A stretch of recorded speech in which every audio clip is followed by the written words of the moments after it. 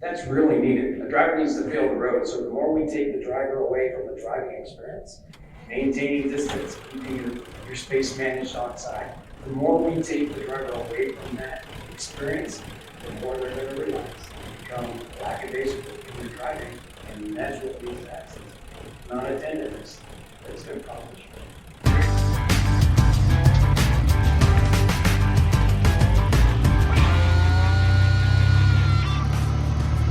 How about a round of applause for Nussbaum Transportation's Clark Reed?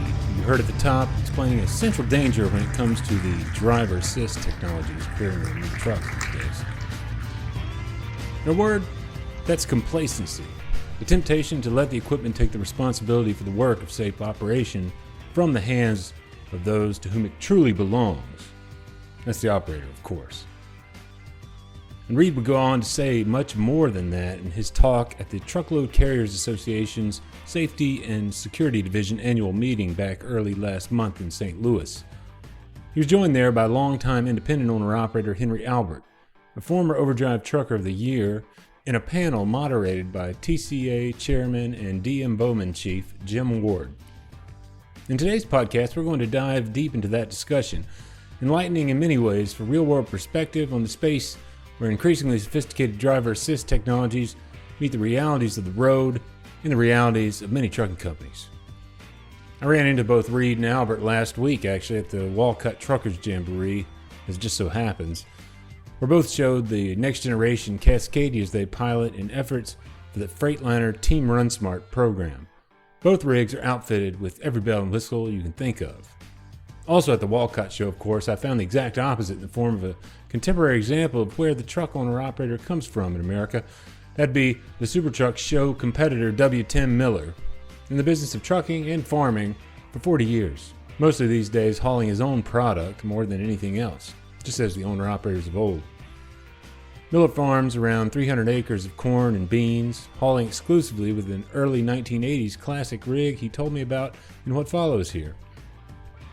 What's more, the owner-operator this year was attending his 30th Walcott Truckers Jamboree. He missed 1 year of the show with an injury some years back, but otherwise has been a part of it since its 1979 start, he said. Here's Miller. Name's Tim Miller, and I've been driving a truck for about 41, 42 years. I also farm. Okay. And it keeps you busy. Sure. Is farming as big of a part of what you do as trucking, or about equal, or what? It's about equal. Yeah. You know, hauling your own grain to market or whatever. And Sure. And still doing that to this day. Like, yeah. Yep. In large part. Yeah. I live in Owine, Iowa, about 150 miles northwest of here. Okay. And this is the 30th year for me coming down here for the show. Okay. So, got to keep up the tradition. Yeah. Tell me about the truck. That's 1982, 359 conventional Peterbilt. Okay. 400 big cam Cummins with a 15 over transmission. Is that the original engine and everything in it? Yeah. Okay. I don't know if it's been overhauled before, but I haven't touched it. I've had it for about 15 years. I found it in a town west of my place, about 30 miles. Okay. A guy had it for sale, and I picked it up.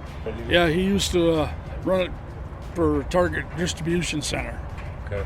And just got tired of it, and so I bought it and repainted it, and now I drive it.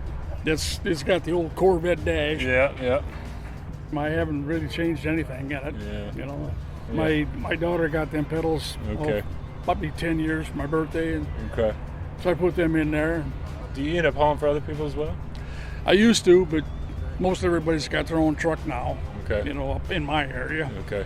So I used to haul heavy equipment, but everybody, you know, there's people gone out of the business, and other people's bought their own lowboy to haul their equipment. And on your farm, what are you growing exactly? corn and beans. Corn and beans. Yeah, half and half. 150 of corn, 150 beans.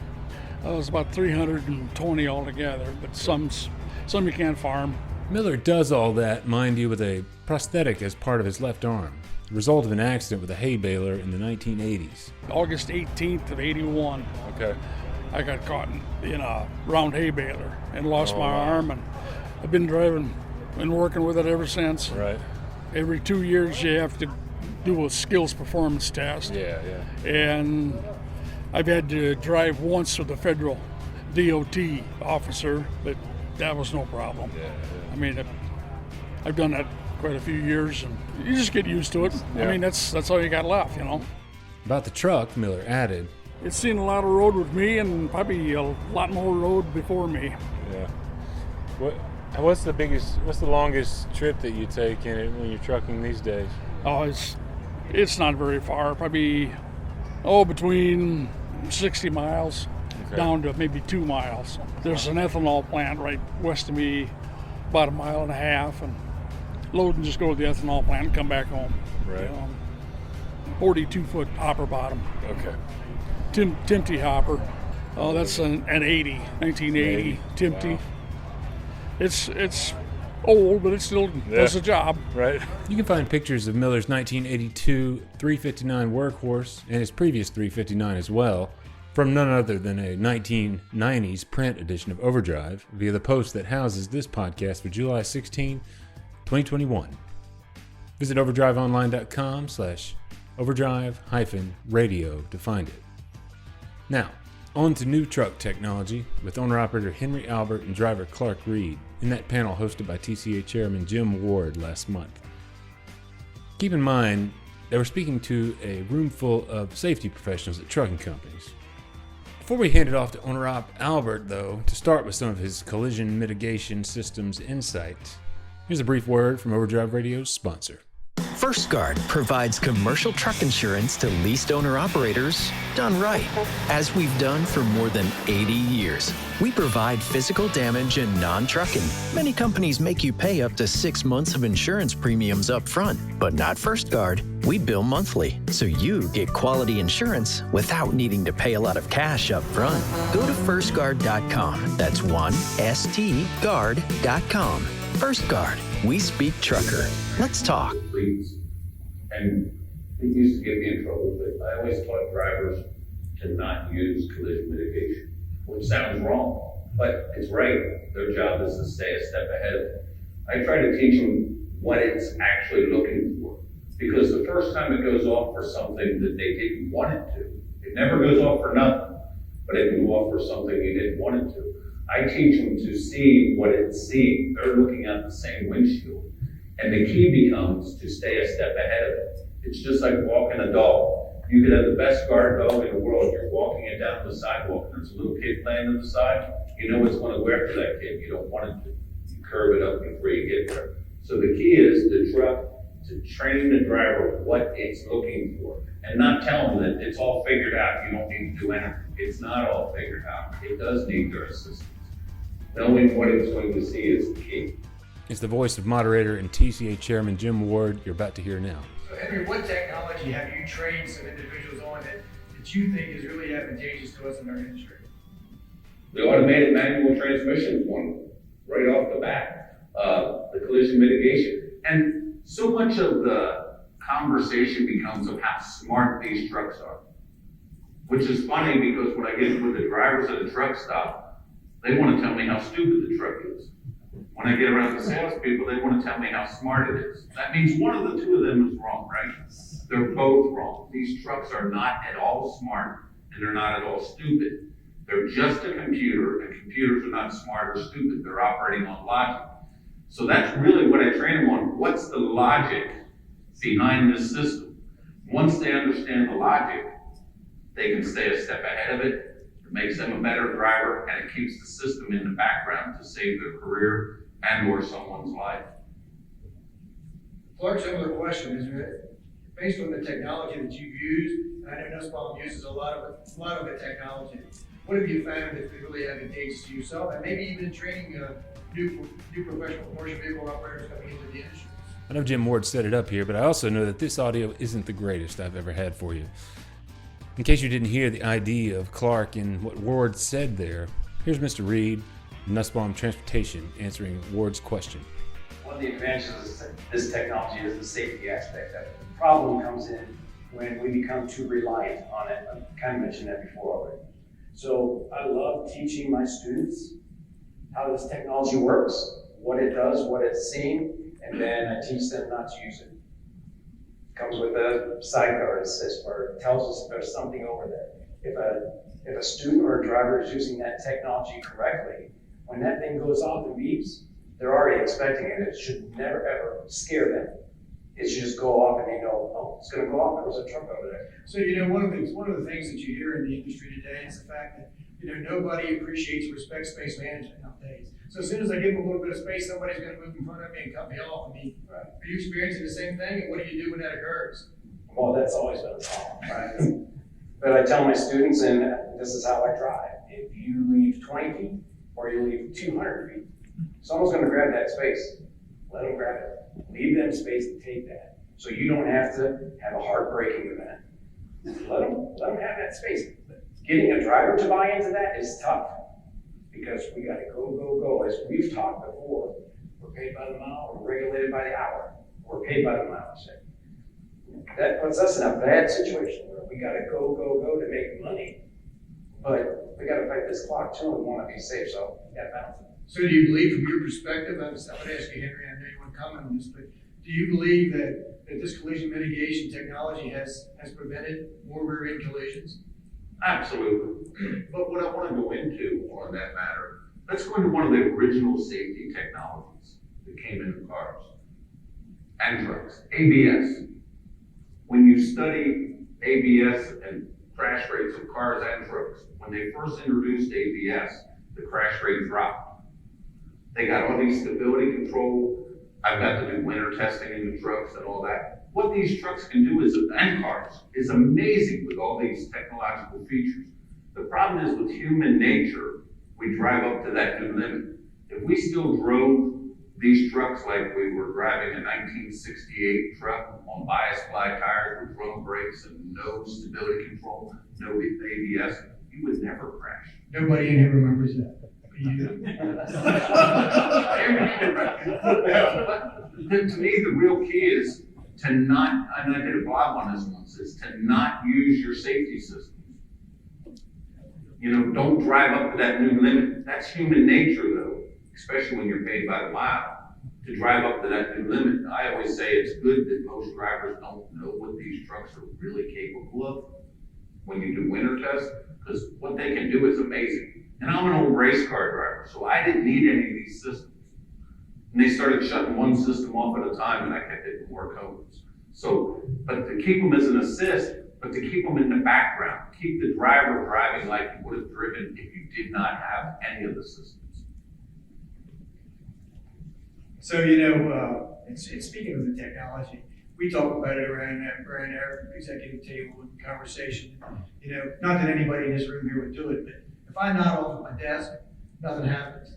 If you nod off at your desk, there could be some big trouble. So is this technology that we're placing in the cabs beneficial to you in regards to, getting drowsy and catching yourself with maybe some fatigue or? It can certainly catch that. The lane departure warning, and you're nodding off, and that thing goes off. It could absolutely save you from an accident. Some of these technologies are designed to do that. Keep you in the center of the lane. There is problems with that though. Some of these technologies take the feel of the truck away from the driver. And that's really needed. A driver needs to feel the road. So the more we take the driver away from the driving experience, maintaining distance, keeping your space managed on side, the more we take the driver away from that experience, the more they're going to relax and become lackadaisical in their driving. And that's what leads to accidents, I think. Non-attentiveness that's going to cause issues. Henry, anything to add to that? I can agree with that because I was one that I said, I'm never going to get used to this collision mitigation. And I found that the way I have mine set, it starts trimming back for a vehicle ahead of you way back. And I'm like, but I'm never going to count on that. And I got to drive in a car that didn't have it. And I'm like, why isn't it slowing down for the vehicle ahead of me? which to me was a heads up not to do that. But you got used to it trimming up way back. And it also informed you of where 3.6 seconds is a lot farther away than you think it is. So, in some conversations earlier today in the individuals for first-time attendees, you don't sit around a table very long until you start talking about event recorders, and in most cases, people you're calling quote-unquote cameras. And, there's always dialogue about inward-facing, outward-facing, and I guess I would just like to get your opinion of the event recorders yourselves, and how do you see them and perceive them, and kind of what your thoughts are about them. You want to start this? I had outward facing, I want to get another one. The current one I had was broken. It was rather primitive, but being a one truck operator, I didn't have the sophisticated system that many of you have. I don't have a problem with the inbound, the inward camera. I mean, if anybody wants to watch it, they're going to be bored, but I understand where some drivers, they start saying about privacy, but don't have it aimed at the sleeper. To me, you're working for somebody else, and you're also applying your trade on public highways. That's a privilege, and being responsible for it being recorded, to me, you shouldn't really think of that as a private moment. We're applying applying our trade on a public highway. How many of you in the room here are running event recorders by raise of hand? Would you just kind of give us a feel? So quite a few. Clark, how about you? So here you are, you're training individuals in Nussbaum, and they're getting in the cab with you, and I'm assuming you have the event recorders. Yes. As we talk. So how do you help a new individual, help me with these folks here, help understand, how do you help them understand that why that piece of technology is in that tractor? A couple things. What they'll see real quick is, remember that 20-foot, 200-foot space we were talking about? Someone's gonna jump in there and it's gonna make them have to jam on those brakes. It's gonna happen. So now I've got a perfect reason to show them that could have saved you. If you had rear-ended them or something had happened, now you've got protection. That inward-facing camera is gonna show you weren't talking on you're playing on your phone. You weren't fiddling around with anything, you were paying attention. And I say this all the time, drivers hate that technology until it saves their career. Companies love it because it's going to save them from the nuclear verdict or whatever. Drivers hate it until it saves them. Outward facing camera, I don't know any driver's got a problem with that. Someone looking at them while they're driving, for some reason that's an issue. So for those that have the event recorders, I guess explaining how that technology actually works, instead of throwing a driver in there and going, hey, guess what, you got a camera taking your picture all the time. Understanding how that technology works is gonna really calm those drivers down. Some are gonna not like it, but most will. Adding to that, the fact that it's not perfect, you shared a story with me earlier where it doesn't see everything. Share that story, because to me, when you're talking to a driver, whenever I do training, one of the things I call it is running towards the driver. I gotta start out agreeing with them. Because if I start out and we build trenches that we're fighting from, we're not gonna move the ball. Right. In that case, that story, that's one that would be told over 100 times. Sure, so the inward facing camera shows the driver, obviously the outward one shows what's going on in front of the truck. What a driver is dealing with is not just what's in front of the truck, but what's on the side of the truck and what's coming up behind the truck.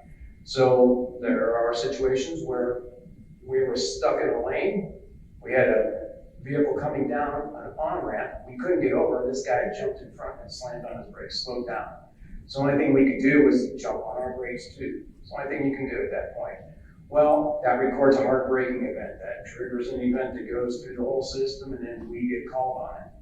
Now, the chances of us remembering what happened at that point, we may not remember the details of it. We might, we probably won't.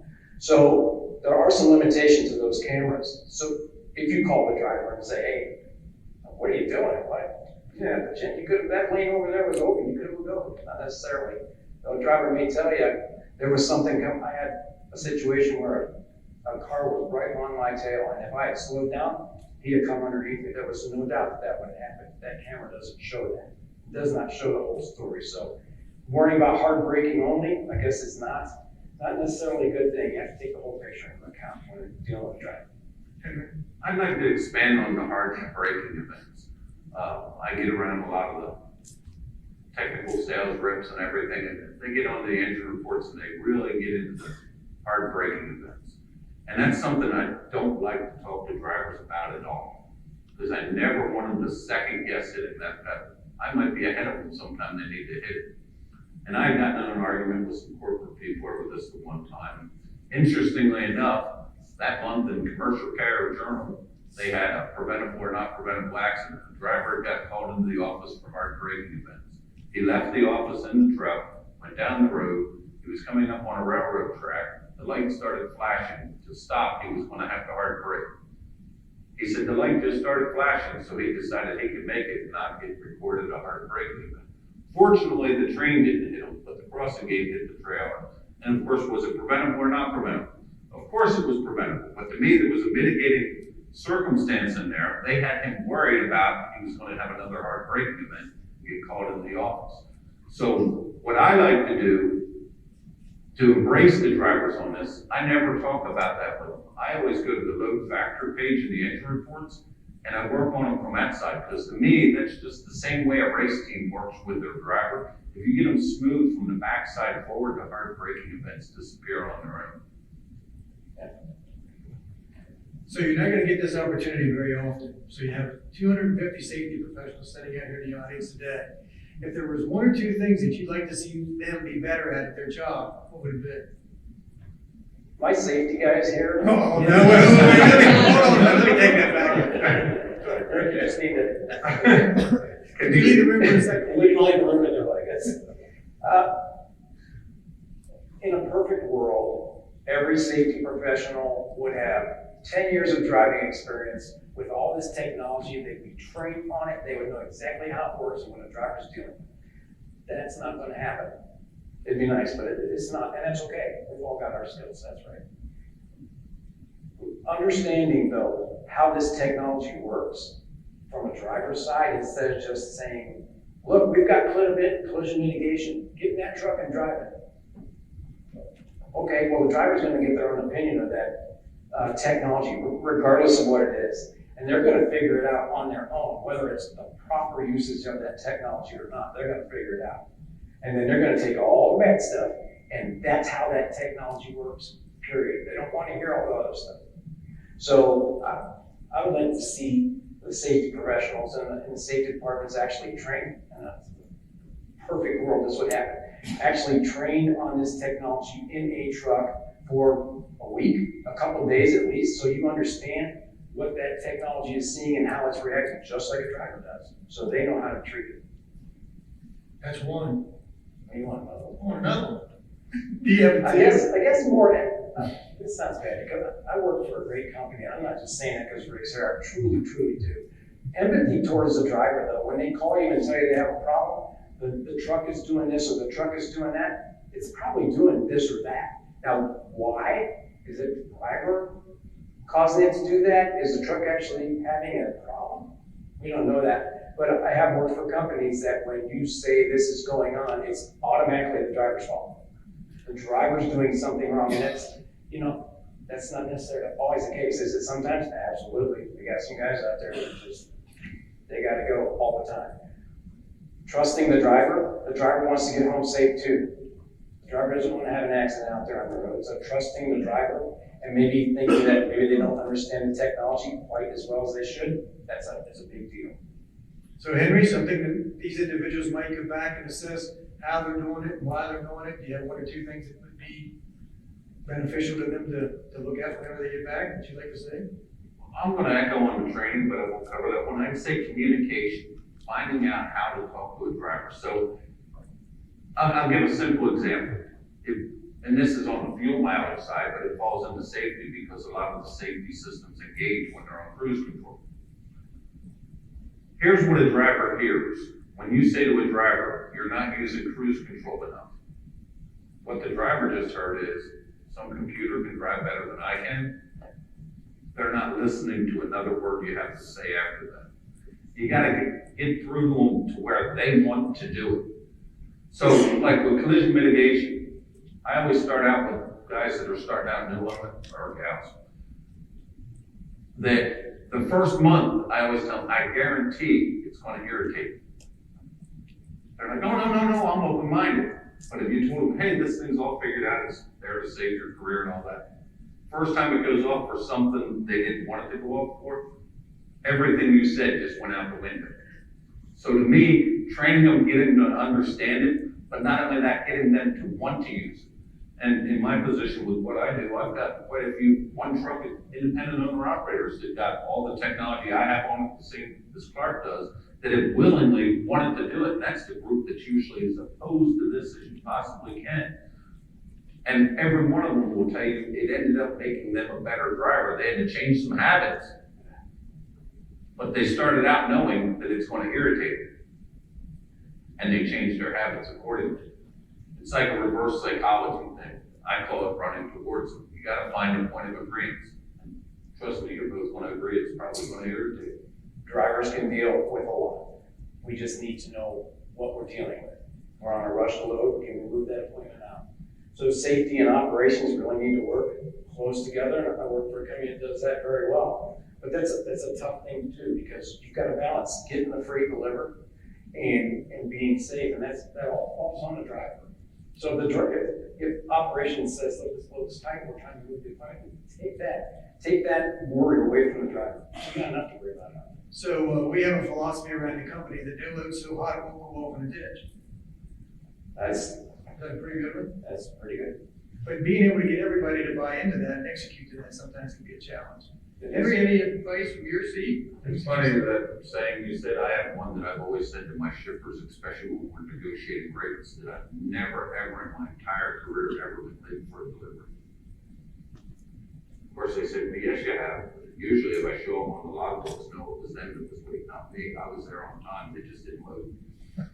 But, getting that whole, which is your pitch, I just took that also. But just recently, and I've been driving since '83, just recently, for the first time, I drove for a trucking company. I started out my career with a private carrier, which was a whole different animal.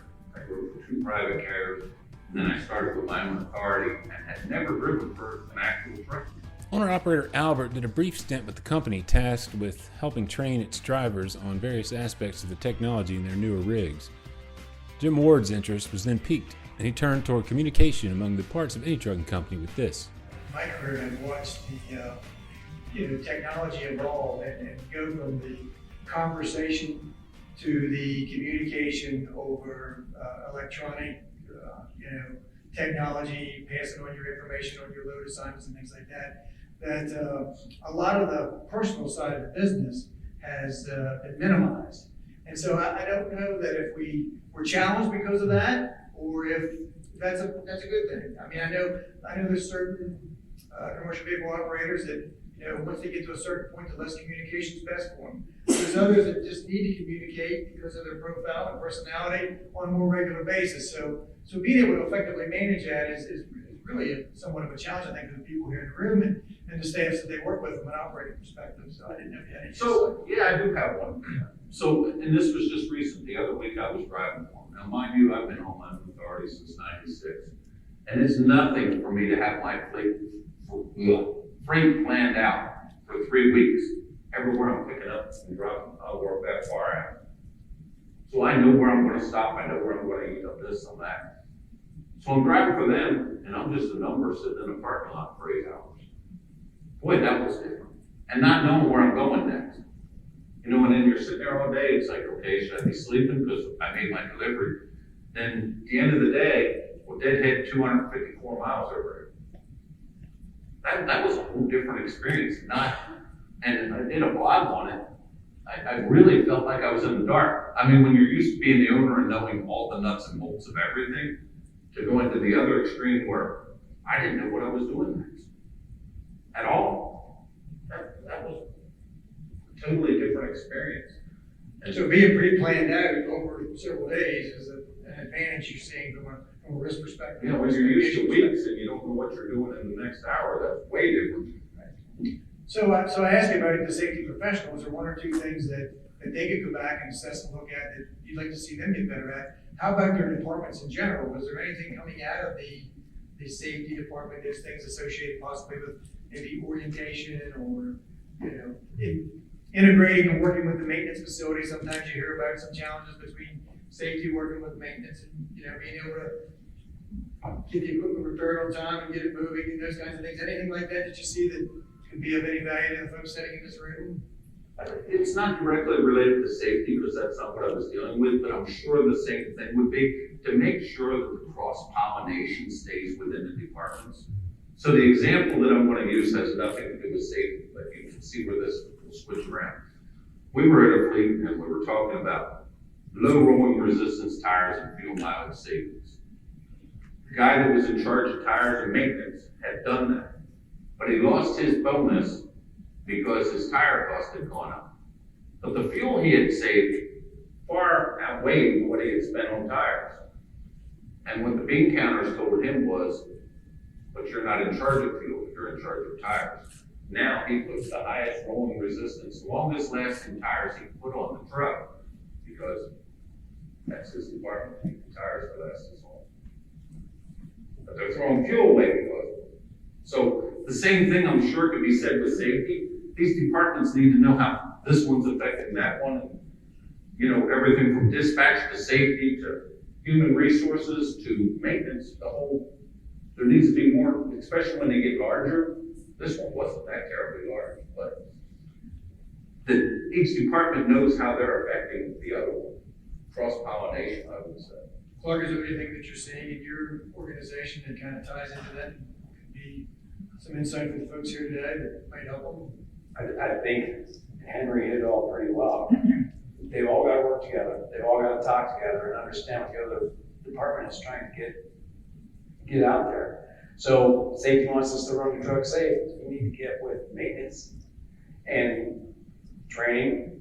Maintenance trains on the guys getting into the new trucks or whatever. They all need to work together. The safety can go, this is what we're doing. This is what we want our drivers to understand. Let's do this. So it might take 4 or 5 hours to get all that training done. And now we're looking at operations going, we got a truck that's ready to roll. We can't do anything with it. We got this guy sitting there getting trained. Well, right, but can we afford to not do that? To get the most out of that truck, whether it's fuel economy or safety, the driver needs to know how to do it. So spending 4 or 5 hours is a good investment, I think. I'm not running a business, I'm just working for somebody. But getting that driver trained is worth the 4 or 5 hours and pay them. They don't want to sit there and get trained for nothing. Pay them.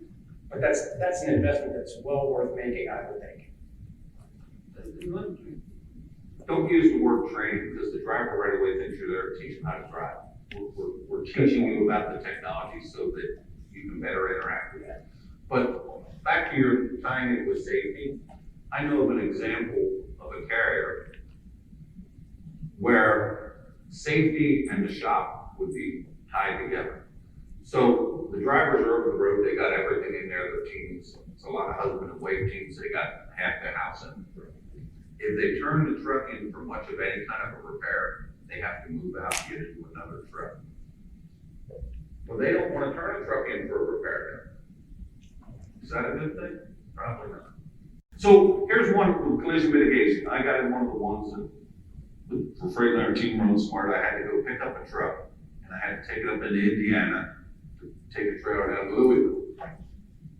So my first time driving a truck with collision mitigation, nobody had told me anything about that. I picked up the truck in the factory and I'm driving bobtail up I-77 from West Virginia. Nothing's slowing me down except for the speed limit was set at 65. I'm just sitting back in the seat, cruise on, just rolling up 77. Not a worry in the world. Well, the road curved to the left, which it's always curved to the left or right in West Virginia, you hardly go straight. There happened to be a steel hauler down to about 35 miles an hour in one of those turns. Now remember, collision mitigation is looking straight ahead. It's not smart or stupid, but it's primarily looking for vehicles that are moving slower than you. It's looking straight ahead. That steel hauler became straight ahead of me. The collision mitigation doesn't know the road turns. All of a sudden I got up near that truck and that thing jaked and braked and I'm like, well, this stupid thing, there's nothing ahead of me. Well, my job is to figure out how to make it work. So I would erase that out of my mind right away. And I'm like, all right, what could I have done differently? Well, what I found is the truck's looking for a reaction from you. If I had to cancel the cruise, if I had to hit the brake, or lightly put my foot on the throttle, the truck says, okay, Henry, you got this. Now, if you do the throttle one, don't get midway and lift off because it's going to say, oh, no, you didn't. So that's what I call like when you're walking a dog, curving it up before you got there. So I saw it was clear. The next time that happened on a turn, I gently put my foot on the throttle and says, all right, you got this. No problem. That's teaching how to stay ahead of it. If there's nobody ahead of you, there would have been no sense hitting the brakes or canceling the cruise. Just you don't have to shove your foot out to the headlight bucket. A lot of people have figured out that when they put their foot on the throttle in order to ride it, they want to shove their foot all the way into it, which just wastes fuel. As soon as you touch that throttle, it says you got this. That's a prime example, but afterwards I was like, all right, when I'm training, this is how I'm going to train with it. What did it see? It saw something. But a driver would have said there was nothing ahead of me. They would have been correct. But there was, but not really. So I know you're both professionals, and I know I hate to put you on the spot, but I've been doing it anyway, so I might as well do it again. Life's not perfect. We're not all perfect. Things happen. So I'm assuming you've probably been involved in an occurrence or two. And I guess I would just ask you, what would you like to share with this group as your experience from those occurrences? What did you take away from them? Rick. Here's what I found. It's okay. Technology or no technology. Every time I've had a close call or an incident, it's been lack of attention. Whether I've gotten lazy in my habits or I've just assumed that we were talking earlier. It's the end of the day. I'm almost home. I got to park this trailer and I'm done. Wow. You fall out of your habits. You don't get out and look. Every mistake that I've made out there, and trust me, I've made plenty. Every mistake that I've made out there has been because I have not been paying attention. And the technology on a truck helps me do that a little better. That side warning there, man, that lets me know, oh, there's something over there. When I'm backing up, there's something over there. I need to pay attention to it. So it keeps me at attention. And that's why I like the technology so much. It covers up for where I may fail a little bit. It doesn't drive the truck for me. It doesn't control the truck, but it helps me out, and that's how this technology has to be approached, I think. Appreciate you for sharing that, Henry. Getting into a routine and having your routine interrupted. Just happened to me last week, where I live in Laredo, I deliver in Laredo. I come into the same shipper every week. Every time I go up to security, I go in, check in, come out, close my trailer tail, open up my trailer doors, pull around back. I don't pivot my trailer like everybody else. I got a place I do a 3-point turn, back up around, go in, get a dock, and dock. I get here this time, trucks are backed out onto the street. I go in to check in, I'm like, all right, I'm gonna wait until I get around back to close up the trailer tail and open up the doors to let another truck get off the road. There's one out on the road. Just trying to do something nice. I get around behind the building, there's trucks everywhere. I'm like, oh geez. I find a different place to turn around differently than where I normally turn around. Now mind you, this is my end of the day, right afterwards I'm going home. I get turned around, but I can't get backed up all the way out of the way, and my truck's just slightly cocked this way that this side's a little blind.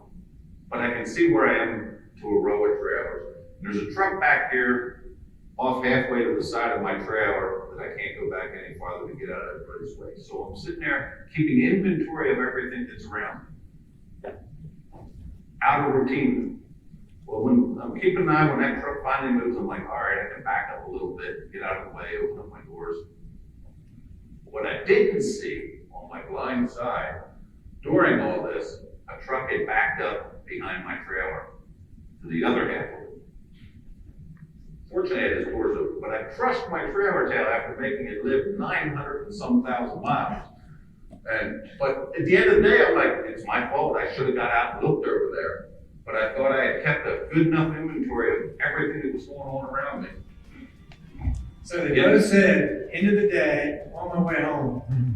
Did you hear that? And routine. And routine. Yeah. Routine, end of the day, heading home. Here's hoping you're on the way there, owner operators, and if something's jumping in the way of getting you there, well, Hopefully there's plenty to think about from this episode. Thanks to Clark Reed and Henry Albert for their considered thoughts, and to Mr. Tim Miller for his long stewardship of that beautiful working 359 his on the farm. Find more pictures of it via the link to the post that houses this podcast for July 16, 2021 at overdriveonline.com/overdrive-radio. I'll post a direct link to it in the show notes too. Overdrive Radio is a production of Overdrive, the voice of the American trucker. It's edited and produced by myself, Todd Dills, with no small amount of support from Overdrive Extra contributor and Muller trucking hauler Paul Marhofer, social media coordinator Holly Young, and news editor Matt Cole. Until next time, Routine, end of the day, heading home. keep it pro out there.